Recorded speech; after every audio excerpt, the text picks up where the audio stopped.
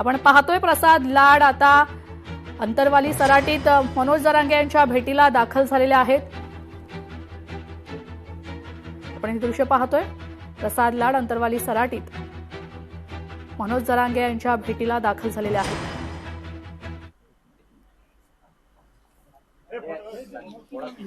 तर प्रसाद लाड यांनी मनोज जरांगे यांची सदिच्छा भेट घेतलेली आहे। या सदिच्छा भेटीसाठी आता मनोज जरांगे यांच्या भेटीला प्रसाद लाड पोहोचलेत।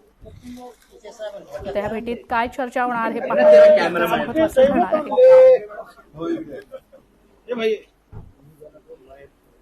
आपण पाहतोय प्रसाद लाड हे जरांगेंना सदिच्छा भेट देत आहेत। तर पुष्पगुच्छ आणि शाल घालून आणि छत्रपती शिवाजी महाराजांची मूर्ती त्यांना देण्यात आलेली आहे।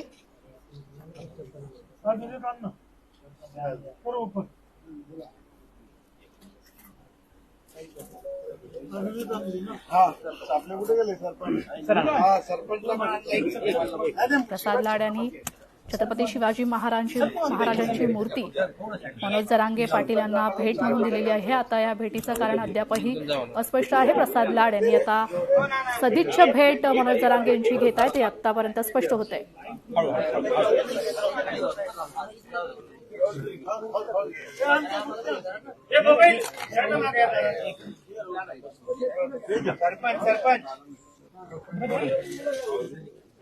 मोबाईल फोटो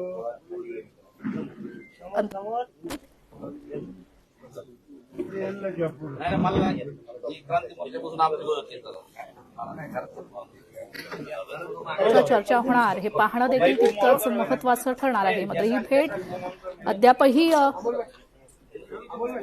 सदिच्छा असल्याची माहिती समोर येते।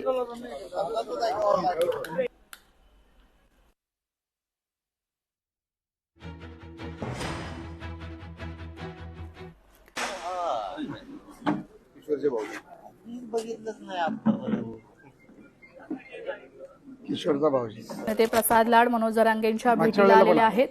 सदिच्छा भेट असल्याची माहिती समोर येते। सुरू करायचं आपण हे दृश्य पाहतोय प्रसाद लाड आणि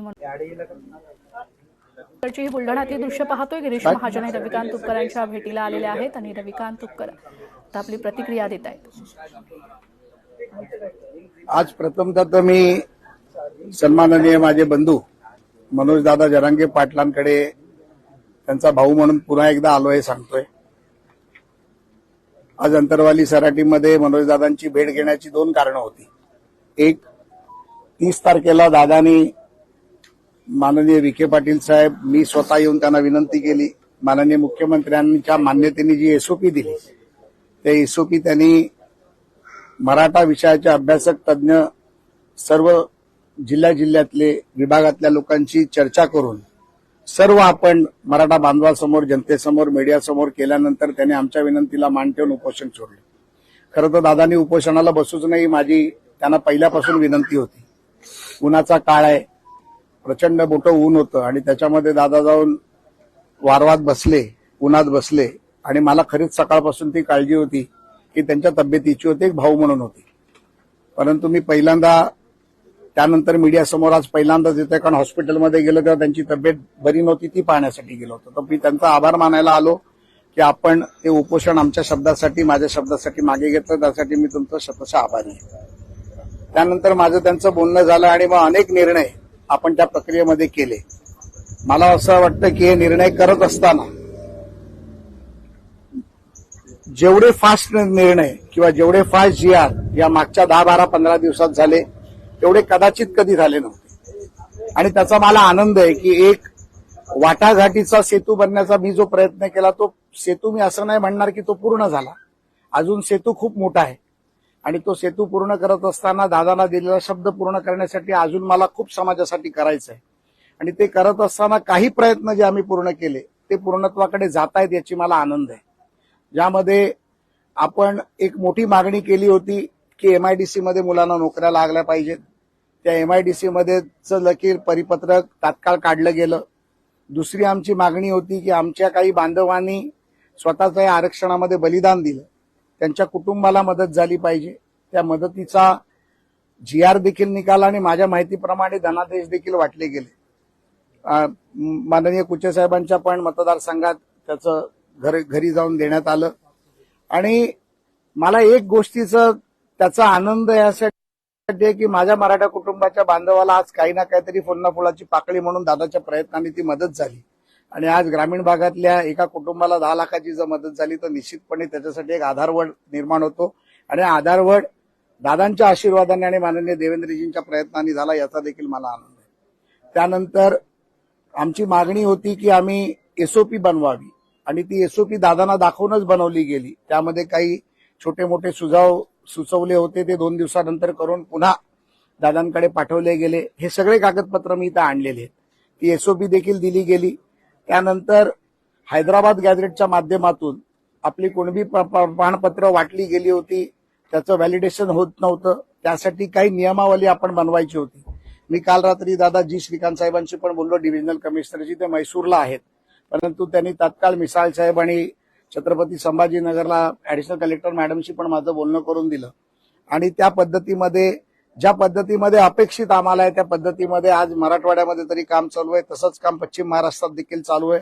कोकण आणि इतर डिव्हिजनमध्ये आम्ही आढावा घेतो आहोत. आचारसंहिता 22 तारखेपर्यंत आहे, त्यामुळे काही गोष्टीची अडचण आहे. परंतु आपण एक गोष्ट लक्षात घेतली पाहिजे, दादांच्या प्रयत्नामुळे 1 तारीख म्हणजे 30 तारखेला दादांचं उपोषण संपलं आणि 1 तारखेपासून 18 तारखेपर्यंत जवळजवळ 613 नवीन अर्ज आले. आणि त्या नवीन अर्जापैकी 476 लोकांना जात पडताळणी प्रमाणपत्र दिलं गेलं आणि 137 अर्ज शिल्लक आहेत. त्याची देखील मी माहिती घेतली. येणाऱ्या 3-4 दिवसात ते देखील अर्ज केले जातील. दादांची सर्वात मोठी मागणी होती की शिंदे समितीला पुन्हा 1 वर्ष मुदतवाढ द्यावी. ती शिंदे समितीची मुदतवाढ देखील आम्ही दिलेली आहे. आणि त्यामध्ये शिंदे समितीला जे 58 लाख नोंदी मिळाल्या त्या नोंदी जिल्हानिहाय, तालुकानिहाय, ग्रामपंचायतनिहाय आपण प्रत्येक ग्रामपंचायतीत त्या लावायच्या आहेत. त्याच्या दिवंडी पिटवायच्या आहेत. त्याची एक प्रत 58 लाख नोंदींचा एक त्याला आपण पेनड्राईव्ह नाही म्हणणार, त्यासाठी हार्ड डिस्कच द्यावी लागेल की हार्ड डिस्क दादांना द्यायची आहे. आणि त्याच्या प्रिंटेड कॉपी देखील दादांना द्यायच्या, जेणेकरून समाजाची लोक घराघरामध्ये गावागावामध्ये जाऊन एखादा जर व्यक्ती कोण आला नसेल, राहिला असेल, त्याला माहीत नसेल तर तो येऊन त्याचं नोंदणी प्रमाणपत्र घेऊन जाईल. ते देखील आपण केलंय. तो डेटा खूप मोठा असल्यामुळे त्याच्यावरती मंत्रालयात एक कक्षच काम करतंय. आणि मला वाटतं 30 दिवसाची आम्ही दादांची त्यासाठी मुदत घेतली होती. 30-32 दिवसात तो देखील डेटा देण्याचं काम आणि गावागावात दवंडी पेटवून काम करायचं चालू झालंय. एका गोष्टीचा आनंद असा आहे की सन्माननीय विखे पाटील साहेब या उपसमितीचे जे अध्यक्ष आहेत, माननीय मुख्यमंत्र्यांच्या आशीर्वादाने माननीय एकनाथरावजी शिंदे साहेबांनी देखील याचा आढावा माझ्याकडनं दादा घेतला. आणि त्या सगळ्यांच्या आदेशानंतर यंत्रणा जी जोरात कामाला लागली आहे, यामध्ये आता ऍडिशनल कलेक्टर मिसाळ साहेब देखील इथे आलेत. परंतु सरकारची एक भूमिका फार स्पष्ट आहे की यामध्ये कुठल्याही अधिकाऱ्यांनी समाजाच्या लोकांना कुचकाई काम करून शुक्राचार्य झारीतले बनण्याचा प्रयत्न केला तर त्याला सोडलं जाणार नाही, हे आपल्या माध्यमातून मी सांगतो. हे असं समजा की सरकार म्हणून मी तुम्हाला सांगतोय. आणि यामध्ये वैयक्तिक एक लोकप्रतिनिधी म्हणून, आमदार म्हणून दादाला मी शब्द दिलाय. आणि जेव्हा जेव्हा दादानी मला आतापर्यंत आता या मागच्या 10, 12, 15 दिवसात फोन केले तेव्हा दादांना त्याचा तात्काळ निर्णय देण्याचा प्रयत्न मी केला. मी असं नाही म्हणणार की सगळीच कामं माझ्याकडनं होतील, परंतु जे काही शक्य आहे ते दादांसाठी, समाजासाठी, समाजाच्या हितासाठी कोणालाही न दुखवता, मी परत सांगतोय. नाही तर आज दादा आणि मी भेटल्यानंतर आता काही लोक परत चालू करतील. तर चालू करण्याला मी घाबरत नाही. परंतु आम्ही जे करतोय हे समाज हितासाठी करतोय. जी दादाची भूमिका आहे, सगळे समाज बांधव आमच्यासाठी एक आहेत. कोणाच्या समाजाचं भलं झालं तर आम्हाला त्याचं वाईट वाटणार नाही, पण त्याबरोबर आमच्या मराठा समाजाचं देखील भलं झालं पाहिजे ही भूमिका दादांनी घेतली. ती भूमिका आम्ही सातत्याने घेतोय. यामध्ये दादांनी ज्या ज्या गोष्टी सांगितल्या त्या शासन निर्णयाच्या बैठका सर्व आम्ही सातत्याने घेतोय. आणि 23 तारखेला आचारसंहिता 22ला संपल्यानंतर पुन्हा उपसमितीची एक बैठक लावली आहे.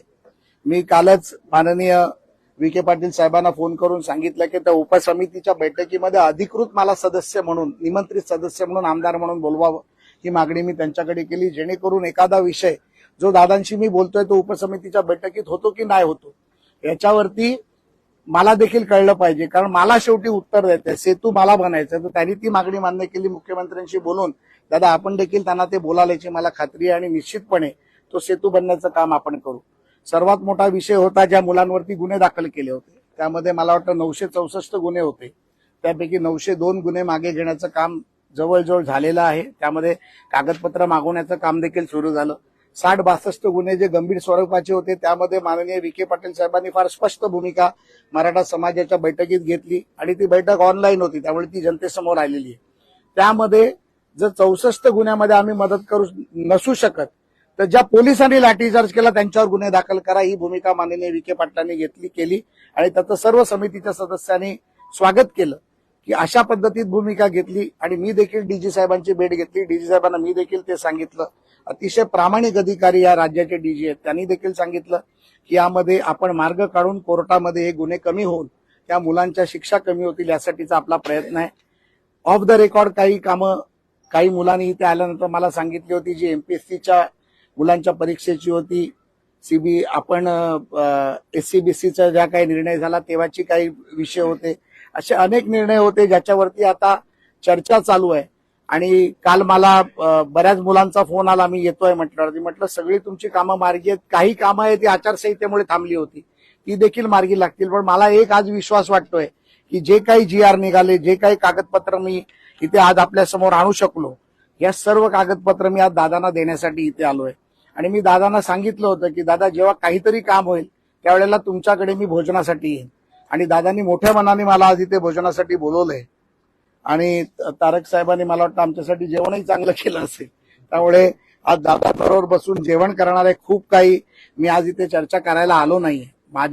मला एक असं वाटतं की आपण सातत्याने जर संपर्कात राहिलो, सातत्याने एकमेकाला मदत करत राहिलो, सातत्याने चर्चा करत राहिलो, सर्वच कामं सरकार स्तरावरती पूर्ण होतात असं नाही, पण ते पूर्ण करायसाठी जर आपली इच्छाशक्ती असेल, तर जगातली कुठलीही ताकद आपल्याला थांबवू शकणार नाही. मुख्यमंत्री अतिशय पॉझिटिव्हली आता या सर्व गोष्टींमध्ये मदत करतायत. एक महत्वाचा विषय, मराठा समाजाचं मंत्रालय कक्ष निर्माण करण्याचा आहे, त्याचा देखील 23 तारखेच्या बैठकीत निर्णय होईल. तो जवळजवळ फाईल तयार झाली आहे. आचारसंहिता संपल्यानंतर त्याचा देखील हे केला जाईल आणि भविष्यात पुढे त्याचं मंत्रालय बनवण्याची जी प्रोसेस आहे केंद्रापासून राज्यापासून केंद्रापर्यंत ती देखील पुढे केली जाईल, याचा प्रयत्न देखील आपण करू. या व्यतिरिक्त माझ्याकडून जर काय राहिलं असेल, माझ्याकडून जर समाजासाठी काम करत असताना कुठली चूक झाली असेल तर मी समाजाची देखील माफी मागतो. आमचे मराठा योद्धा, ज्यांनी हा संघर्ष योद्धा आपण ज्यांना म्हणतो, त्यांना देखील मी विनंती करतो की एखादी चूक झाली असेल तर मोठा भाऊ समजा, कान पकडून मला सांगा की हे करायचंय, ते निश्चितपणे आम्ही करू. मागच्या दादांच्या आंदोलनात एका अपघात झाला एका गाडीचा, ज्यामध्ये एक मुलगा दगावला, त्यांच्याकडे दादा जाऊन आले. त्यांनाही जे काही सहकार्य करायचे ती विहीर विजवायची आहे, त्याला सरकारने 5-5 लाख रुपये आणि केंद्र सरकारने 2-2 लाख रुपये दिले. त्यामध्ये अजून त्यांना भरीव मदत करण्याची मागणी दादांनी केली, त्याबद्दलही मी माननीय मुख्यमंत्र्यांशी बोललो, ते देखील आपण करायचा प्रयत्न करतोय. त्या व्यतिरिक्त ज्या मुलांचा अपघात झाला त्यामध्ये त्यांना बीडच्या एका हॉस्पिटलमध्ये ठेवलं होतं, तिथे 3.5 लाखाची भरीव मदत सरकारने त्यांचं हॉस्पिटल भरायला केलं. 5 लाखाचं बिल होतं. दादांच्या विनंतीनंतर मी माझ्या स्वतःच्या ट्रस्टमधनं वरचे 1.5 लाख रुपये देखील त्यांचे भरले, कारण कुठल्याही मुलाला, समाजाच्या मुलाला खिशातून पैसे घालायची गरज लागू नये ही भावना आमची होती. इव्हन ज्याच्या घरात मयत झालंय, म्हणजे जो मुलगा आमचा दगावलाय, त्याच्या घरी देखील मी आपल्या समाजाची काही कार्यकर्ते पाठवले होते. दादा स्वतः जाऊन आले. त्यांच्या घरातल्या मुलांच्या शिक्षणाचा प्रश्न असेल, दादांनी मला सांगितलं, तर निश्चितपणे त्यांच्या मुलाला दत्तक घेण्याचं काम आपण स्वतः करू, हे देखील आश्वासन मी दादासमोर देतो. आणि असे अनेक मुलांना नोकरी असतील, शिक्षण असेल आणि ज्या काही गोष्टी असतील त्याच्या सर्व फायदे आपल्याला, ज्या गोष्टी आहेत, ज्या 8 निर्णय झाले त्या निर्णयाच्या गोष्टी मिळतील, एवढंच मी बोलतो आणि आपल्या सर्वांचं पुन्हा एकदा धन्यवाद करतो.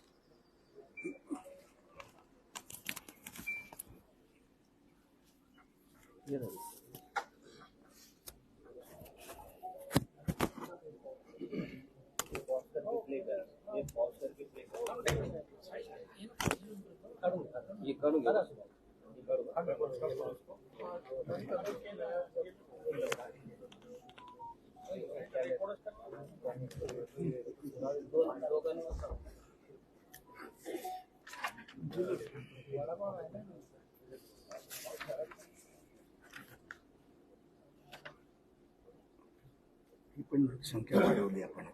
34 होती ती 56 करायचं सांगितलं मोडी लिपीचं.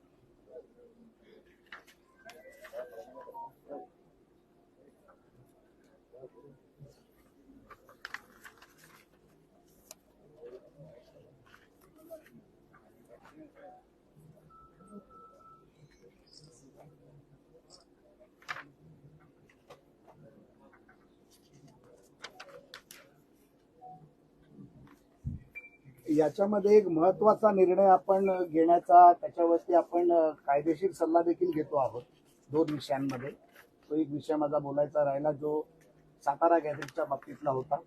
सातारा गॅझेटच्या बाबतीत दादांची परवानगी घेऊन आम्ही ॲडव्होकेट जनरलला ते डॉक्युमेंट पाठवले आहेत. त्याच्यापैकी कुठेही जर आपण लागू केल्यानंतर हैदराबाद गॅझेटच्या विरोधात काही उपद्रवी लोक जी कोर्टात गेली आहेत जिथे आपला फायदा होऊ नये म्हणून, तर तिकडे त्याला काही परिणाम होणार नाही याचं ओपिनियन आपण मागितले. तेही आपल्याला 30 तारखेपर्यंत येणार आहे.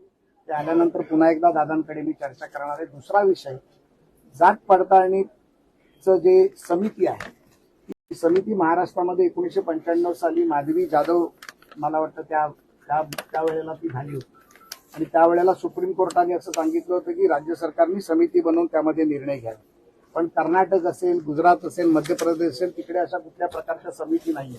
तत्सम प्राधिकरण अधिकारी म्हणजे एसडीएमच्या पातळीवरती ते देता येतं. तर आपण त्याच्यामध्ये देखील सुप्रीम कोर्टामध्ये काय ऍफिडेव्हिट केल्यानंतर आपली ही अट रद्द होऊन ही जी चक्री आहे ती कुठे बंद करता येईल यासाठी देखील आपण येणाऱ्या 3 महिन्यात प्रयत्न करतोय.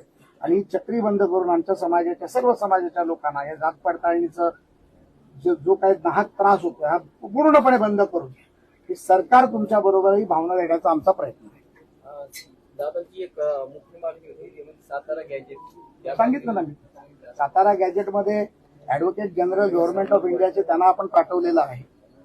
त्यात ते नॉर्मली ह्या सगळ्या गोष्टीसाठी 20-25 दिवसाचा कालावधी घेतात कारण त्याच्यामध्ये अनेक तज्ज्ञांचे सल्ले ते घेतात. त्यामध्ये मी 30 तारीख आम्ही तारीख डेडलाईन धरली आहे. 2-5 दिवस मागे पुढे झालं तर मी दादांशी त्या विषयावरती बोलतो. ग्रामपंचायत कार्यालयामध्ये या सगळ्या नोंदी कधीपर्यंत चिटकवण्यात नाही, या 58 लाख नोंदी आहेत. जसं आम्ही म्हटलं की त्याचे प्रत्येकाचे प्रिंटआउट काढणं त्याला, कारण दादांची मागणी होती की आम्हाला नुसता गट्टा देऊ ना, आम्हाला ते जिल्हा निहाय, तालुका निहाय, ग्रामपंचायत निहाय करून द्या. तर ते त्याचं काम चालू आहे. त्याच्यामध्ये कक्ष काम करतोय, कलेक्टर साहेब देखील त्यामध्ये म्हणतोय. आपण डिव्हिजन ऑफिस वाईज सगळं सॅग्रिगेट करून देतोय. त्यामुळे ह्याच्या पुढे ज्या वेळेला त्या नोंदी येतील त्यावेळेला तुम्हाला माहिती असेल की अंतरवाली सराटीची जर ग्रामपंचायत आहे तर इथे किती नोंदी झाल्यात, किती लोकांना मिळालं, किती लोकांना नाही मिळालं. मग त्यात आता आपण एका गावामध्ये 700-800 घरं असतात. आपल्याला 1 मिनिटात माहिती पडतं की या गावात घरात कोण आहे. एक मोटरसायकलवरनं माणूस पाठवला की त्याला सांगता, अरे बाबा तुझी नोंद आली, तू केलं का. तर या भावनेतून ते काम करायचं. ते 2-5 दिवस उशीर झाला तरी चालेल पण ते लोकशाही मराठी ऐका, पहा, जागरूक रहा.